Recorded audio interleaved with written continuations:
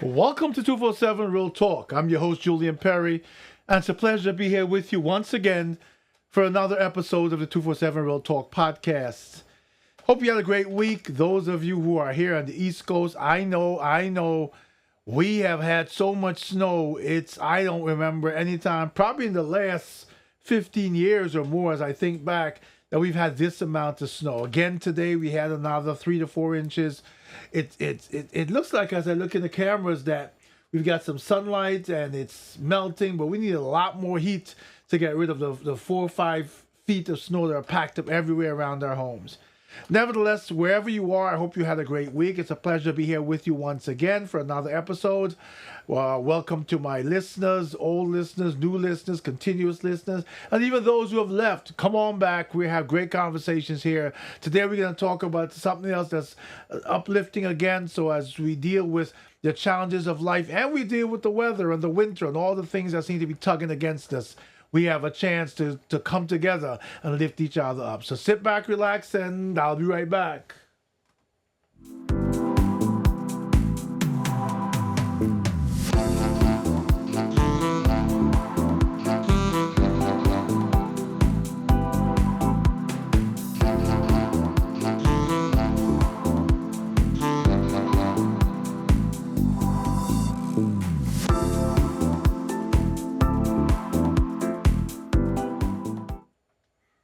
All right, so we're back, and this week I'm gonna use something for inspiration. I was watching TV, just relaxing one day, and someone sent me something on my phone. I looked up, and it was a snippet of an interview done by the Reverend Al Sharpton, and it was what he said that prompted me into this pattern of thought, and hopefully, what inspired me will inspire you too. He said, "Do not use your circumstances to limit you. Use them to challenge you." Let's listen to that real quick again. Do not use your circumstances to limit you. Use them to challenge you. And why I thought that was so fueling to me, it's in line with what I speak with you about, that we chat about offline, about the purpose of this podcast and what we need to do for each other and with each other as these days go on and we continue to battle all those challenges around us. There are so many things that have changed that we have no control over. And it's easy to say, well, I wanted to do this, but I can't. I want to do this, but I won't. And I can't and I won't because this person did this or that person did that, or the path I was going to follow is blocked. But as Al Sharpton said, what you're doing then is saying, I am limited. What you're doing then is saying that there is no other way to think outside this box that you've put yourself in. There's no other way to go around the obstacle in this path. There's no other way to blaze a new path. What you're saying is that I have reached my ceiling because of my circumstances. And what he's saying is no.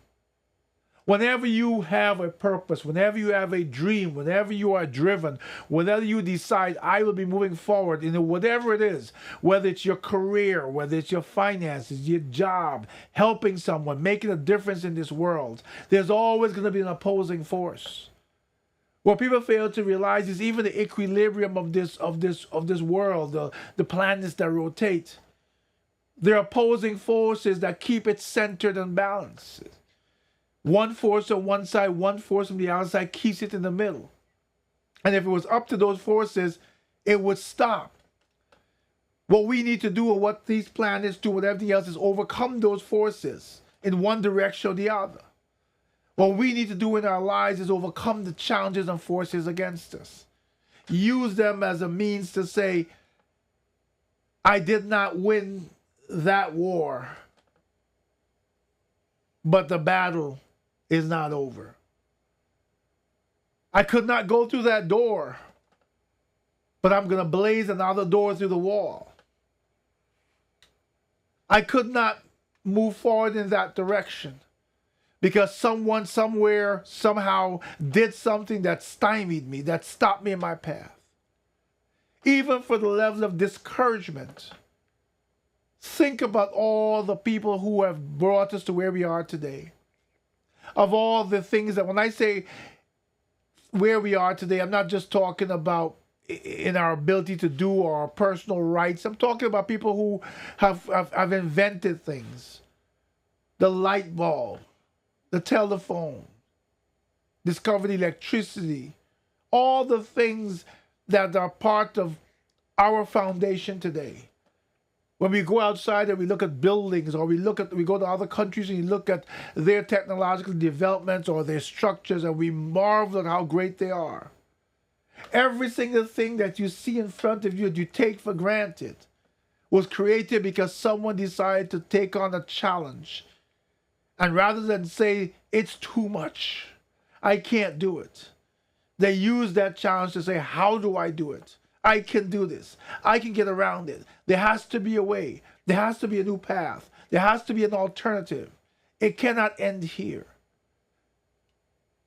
Even if whatever you believe in life, for my believing, I always tell you in each episode, for my belief is spiritual, there is something after this life. Whatever you do in your life, there's something more. If you are blessed to wake up tomorrow, you overcame the challenge of yesterday. If you manage to find a new job tomorrow that provides you more income to meet the needs of your family, you overcame. If you go to an interview and there are 50 people interviewing for one job, don't look at that and say, oh, there are 49 other people here. I can't do this. Use it as fuel to say there are 49 other people here and I'm going to do the best to be the best. I'm not saying that each time you do that, your result will be positive. I'm saying that even when you do that and your result is not positive, you've gained enough fuel to try again, to look at another alternative. Okay, I went for this job and I didn't get it. There were so many candidates, but what I saw there, who I met there, who I just chatted with, gave me a new idea, gave me another way around this, gave me fuel and gave me information and gave me knowledge and gave me all I needed to forge a path forward. When we use our circumstances to limit us, not only do we deny ourselves the true destiny of our lives, but we're also robbing the next generation of where they could be. Because in many cases, in families, even in hereditary lines, in many cases, one picks up for where the other one left. Think about it for a second. We who strive to own homes, for instance, may have come from family that lived in an apartment. May have learned from that generation before us how to save. May have recognized that they had all these challenges around them that stopped them from moving to that apartment. And we used it and we said, you know what? I'm not going to spend my life there. I'm going to find a way forward. You use that to challenge you so it's you now have a home. And the next generation, your children, have seen you blaze a path. And their ideology, their spirit, their drive is now at a new level. You have taught them to not let their circumstances limit them. I have something I do with my son all the time. It's something I started not too long ago, but we do it regularly now. He'll come to me, he'll say, Dad, I can't do this. I said, yes, you can. No, I can't. Yes, you can. And sometimes he'd be miserable. He'd be so upset with me. Why are you making me? And then we might walk away not in the best of moods with each other because I've dictated, let's say for that moment, that he does something, that he try. But he's so brilliant in his mind when you push him that he'll come back to me and say, Daddy, look.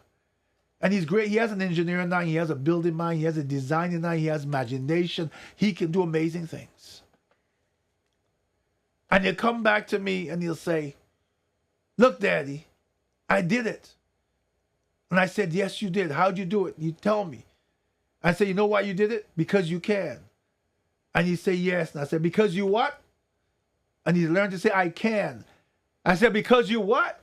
He said, I can. Say it louder. I can. My daughter is the same way. She's different. She's an overachiever.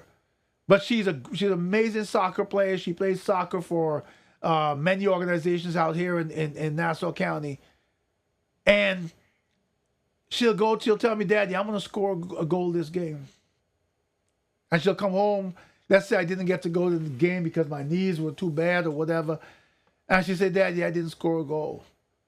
And the next game is coming up, and she says, I want to score a goal. I said, you're going to score a goal because you can. But the kids are bigger than me, and my daughter's small. The kids are bigger than I am. Yes, but you're faster, so you can. We need to develop the can attitude. Not that this is where I am and this is where I have to settle. We have to be overcome. Or what I want to use the word, say overcomers, even though it might not be necessarily used in the right way. We have to be overachievers. We have to push ourselves to go beyond what we see visually as our limits because, yes, we can. We come from generations of people who had less than we did in technology, who faced greater odds than we did, or than we do. And they were oppressed. Many of them. As a person of color, I'll say they were oppressed.